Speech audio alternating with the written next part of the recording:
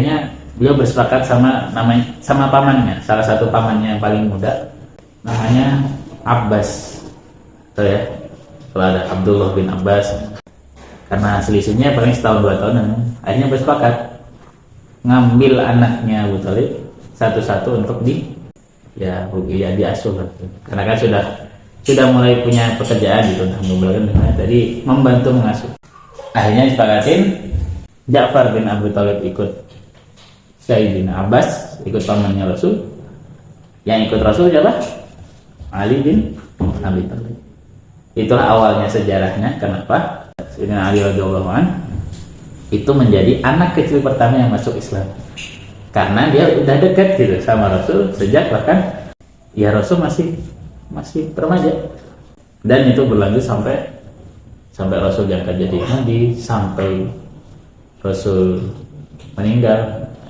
Ali ini lebih banyak ya berkelindan di, apalagi setelah Abu Thalib wafat ya sudah sama Rasul lebih banyak. Nah, kalau tadi cerita tentang ke mana? Ke Syam, nah itu sekitar umur 12 tahun Rasul. 12 tahun berarti 580-an Masehi. Ketika sama Abu Thalib sebelum masa kenabian, nah, jadi Rasul itu hidup bersama Abu Thalib itu cukup panjang, cukup lama. Makanya beliau sangat-sangat ketika di akhir hayatnya Abu Thalib ya sangat sedih gitu ketika pamannya ini meninggal dalam kondisi yang belum menerima dakwahnya gitu. Nah, belum bersyahadat. Karena apa? Kita tarik ke belakang, karena pas meninggalnya Rasul di kanannya, nah ada Abu Lahab di kirinya gitu. Innaka lan tahdi man ahbabta walakin Allah yahdi man yasha. Rasul, bahkan seorang Rasul. Nah, ini membuktikan bahwa agama Islam ini agama yang memang ya kumaha Gusti Allah gitu. Hidayah itu urusannya Gusti Allah, bukan urusan. Bahkan seorang Rasul pun, orang yang beliau harapkan masuk Islam gak masuk Islam, orang yang beliau harapkan gak masuk Islam, bukan orang yang beliau gak mengharapkan, beda. Yang beliau udahlah gitu, tapi ternyata masuk Islam. Siapa contohnya? Contohnya Wahsy yang bunuh pamannya, yang bunuh Sayyidina Hamzah, yang sampai mengunyah-ngunyah jantungnya diambil dan sebagaimana cerita. Tapi sama Allah ditakdirkan dapat hidayah di akhir itu. Gimana coba? Allah menguji itu, bahkan kepada Rasulnya Allah menguji. Sampai akhirnya ceritanya Wahsy, Rasul itu ketika Wahsy bersyahadat, ya sudah kamu syahadat, kamu Islam, diterima, tapi jangan pernah ketemu saya di sini. Pergi yang ada, cari tempat yang kamu nggak akan ketemu saya. Makanya nggak ada kan cerita, coba cari di cerita Wahsy setelah masuk Islam, jarang kali. Karena pesannya Rasul itu, kamu diterima gitu syahadatnya, ya masuk Islam, yaitu keislamannya, tapi cari tempat yang nggak ketemu saya. Kamu nggak ketemu saya, atau minimal saya nggak melihat kamu. Karena apa? Karena ya Rasul sebagai Nabi harus menjalankan syariatnya, menerima bahwa ada orang bersyahadat. Tapi Rasul sebagai manusia juga punya sisi manusiawi, terkenang dengan paman dan sebagainya. Dan itu win-win solution. Islam nggak pernah menghilangkan sisi manusiawi. Terkait hidupnya Rasul dengan pamannya, nah di momen-momen inilah terbentuk sifat-sifat beliau gitu.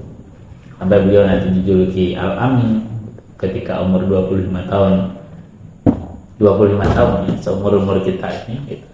Dipercaya oleh kaumnya menjadi dan diberikan gelar Al-Amin, anak muda itu. Dan di masa itu, namanya di masa itu yang mana dominasi kaum sepuh itu, kalau bukan karena anak muda ini sangat mumpuni ya nggak dikasih gelar gitu, nggak dikasih posisi itu. Tapi karena beliau punya kelebihan, terkenal jujur dalam berdagang, nggak mau ngurangnya tenaga timbangan. Bahkan ada cerita ketika beliau menggembala kambing, zaman dulu itu kalau menggembala kambing gajinya, kalau anak-anak tuh digajinya pakai kurma gitu. karena makanan pokok di sana ya. Nggak harus pakai uang, pakai kurma. Gajinya itu seginian. Apa sih segini? Ya, pokoknya segini gitu. Nah, ini mah tergantung apa penggembalanya anaknya seberapa sudah. Kan bisa aja di tumbuk-tumbuk ke atas di dunia. Enggak, kalau Rasul itu sudah penuh ya sudah gitu. Dari kecilnya sama Allah sudah dikasih ilham, dididik secara langsung oleh Allah. Dan ada beberapa ulama menyampaikan ini. Sebelum kita akhiri, apa sih hikmahnya? Banyak, nggak semua ya, tapi banyak nabi-nabi yang nggak punya sosok ayah. Bukan yang yatim, yang yatim pas yatim. Sosok ayah mah ada. Ini nanti 2 hari berikutnya. Yang yatim, Nabi Muhammad yatim, ya. Nabi Isa mah nggak punya bapak. Terus Nabi Yahya bapaknya ada, tapi juga kalaupun nggak yatim gitu, sama Allah diyatimkan dalam tanda kutip. Contoh Nabi Ismail ada, tapi apa? Ya ayahnya Nabi Ibrahim harus jauh. Kenapa? Karena Allah ingin, apalagi dalam case-nya Nabi Muhammad, Allah ingin bahwa Rasulnya ini para ulama menyampaikan bahwa ya bergantungnya ya pada ketika ada masalah gitu. Larinya nggak ke orang tua dulu gitu. Tapi ya sudah, larinya berharapnya adalah pada Allah gitu. Salah satu hikmahnya, walaupun ada kakeknya, ada pamannya, iya, tapi berbeda. Tapi Rasul tetap mendapatkan sosok ayah. 2 hal yang berbeda ya. Sosok ayah itu didapatkan dari mana? Dari kakeknya, dari pamannya. Itulah yang membentuk kepribadian beliau, apalagi ketika usia-usianya dari usia 10 tahun sampai usia 30 tahun. Ketika Abu Thalib meninggal itu usia 40 tambah sekitar 40-an sampai 40 berapa. Dan di situ jadi terbentuklah gitu. Karena apa? Abu Thalib orang yang baik, orang yang bijak gitu. Di kaumnya juga dihormati. Abdul Muthalib juga. Jadi gitu. Ada satu cerita yang tapi nice to know aja sih. Nah, Rasul sudah ikut berperang gitu, ketika usia 12 tahun atau 13 tahun. Ada yang tahu nama perangnya? Ini perang, satu-satunya perang yang Rasul ikuti di masa belum diangkat Nabi. Namanya perang Fijar. Itu perang antar suku yang melanggar aturan perangnya orang jahiliyah. Kenapa? Karena perangnya dilakukan di bulan haram, di bulan Dzulhijjah, yang harusnya orang haji, mereka malah perang sampai Muharram. Rasul ikut gitu, tapi bagiannya dalam sirah yang masyhur, beliau hanya ikut bagian ngumpulin panah.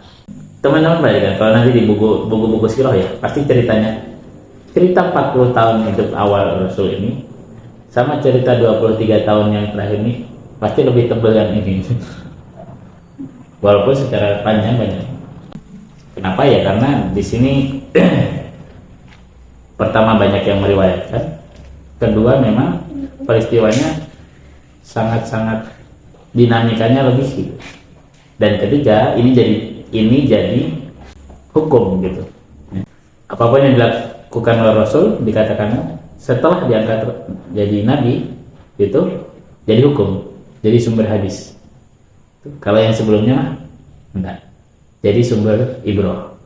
Itu beda. Yang sini jadi pelajaran, yang sini jadi hukum. Sirah itu Pak ya, kita upayakan ya seumur hidup setidaknya sekali gitu khatam baca sirah. Karena kalau mau ditulis sebelumnya nanti apalagi ketika setelah masa Rasulullah itu enak gitu. Ketika dengan kita tahu perjalanannya Rasul, oh ditarik, oh ini ayatnya ini, oh ini hadisnya ini, oh ini ayatnya ini, hadisnya ini. Nanti keluar gitu. Makanya keluar semua, oh ternyata ayat ini tuh turunnya karena ini, oh hadis ini tuh muncul karena peristiwa ini. Ya kayak tadi gitu. Alladzina ya'rifunahu kama ya'rifuna abna'ahum gitu.